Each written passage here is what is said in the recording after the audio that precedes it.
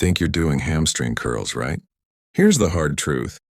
Most people aren't training their hamstrings at all. They're just moving weight and quietly wrecking their knees and lower back. If you've ever felt this exercise more in your calves, hips, or even your lower back than your hamstrings, stay with me, because in the next few minutes, you're going to discover why that happens and how to fix it for good. Let's start by exposing the mistakes almost everyone makes. The first one is ego weight. People load the machine heavy, slam the pad down, and let momentum do the work. The second mistake is rushing reps. Up, down, done, no control, no tension. The third is body cheating. Hips lifting off the pad, lower back arching, or toes pointing wherever they want. If you've ever done any of these, don't worry, you're normal. But understand this.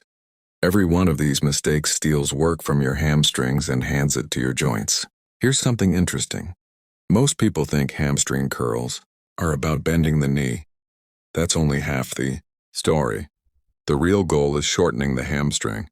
Muscle under control, like slowly closing a heavy door instead of slamming it shut. Keep that image in your mind, but don't apply it yet. We'll come back to it.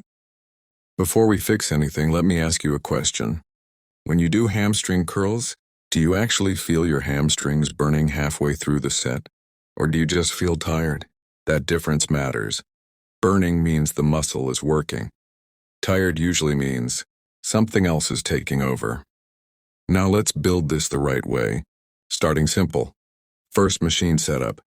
If the seat is wrong, the exercise is wrong place.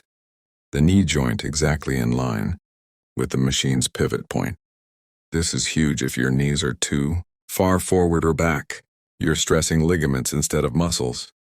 Next, the pad should sit just above your heels. Not on your calves, not too high, not too low. This position gives the hamstrings the best leverage. Second, body position. Sit or lie down firmly, depending on the machine, and lock your body into place. Think of your torso like the foundation of a skyscraper. If the foundation moves, the whole building shakes. Squeeze your core lightly. Keep your hips glued to the pad, and keep your chest steady. No rocking, no lifting.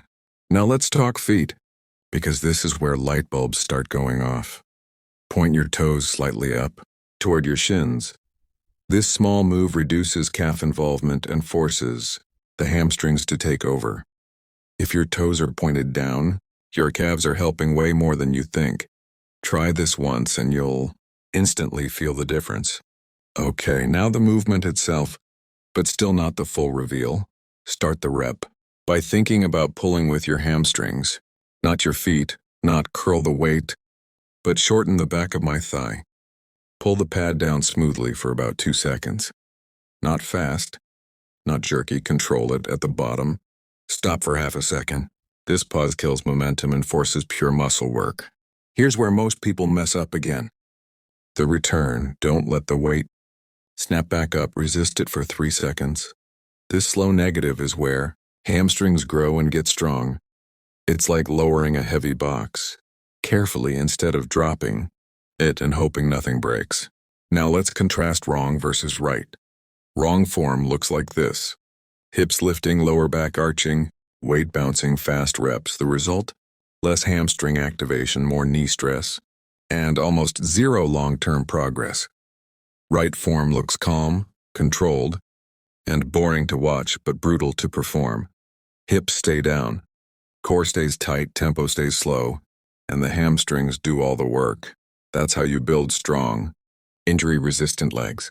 Let's add an intermediate fix that most tutorials never mention. Range of motion. You don't need to slam the pad into the machine. Stop just before it touches. This keeps tension on the hamstrings the entire time. At the top, don't fully relax, let the knees almost straighten, but keep slight tension. If tension disappears, your muscles clock out. Another quick check, do you feel cramps? If yes, it's usually dehydration or poor control, not a good burn. Slow down, reduce weight, and focus on smooth motion. Strength comes from control, not chaos. Now for advanced tweaks. This is where experienced lifters level up. First, mind-muscle connection. Before each set, do one slow rep with very light weight and exaggerate the squeeze. This wakes up the hamstrings, so they actually fire during heavy sets. Second, tempo manipulation. Try a 2-second pull, 1-second hold, 4-second negative. This turns a simple exercise into a deep muscle builder. Third, single leg hamstring curls. These expose strength imbalances you didn't know you had and force each hamstring to work honestly. Here's a short story. One of my clients trained legs for years but kept pulling his hamstring during sprints. We fixed nothing except his hamstring. Curl form, lighter weight, slower reps, better setup. Within weeks, his hamstrings felt thicker, stronger, and his strains disappeared. Form didn't just change his workout, it changed his performance. So let's lock it all in. Set up knees with the pivot, pad above the heels, core tight, toes slightly up, pull with control. Pause at the bottom, lower slowly. Keep tension the whole time. No ego weight, no rushing, no cheating. That's the right way to perform a hamstring curl. Now your challenge, try 10 flawless reps right now, lightweight, slow. Tempo, full control. Notice how different it feels. Notice where the burn actually shows up. That's your hamstrings finally doing their job. Keep practicing this form, and every leg workout will pay you back with stronger, more powerful, and more injury-proof legs. Master the basics, own the movement, and let your results speak for you.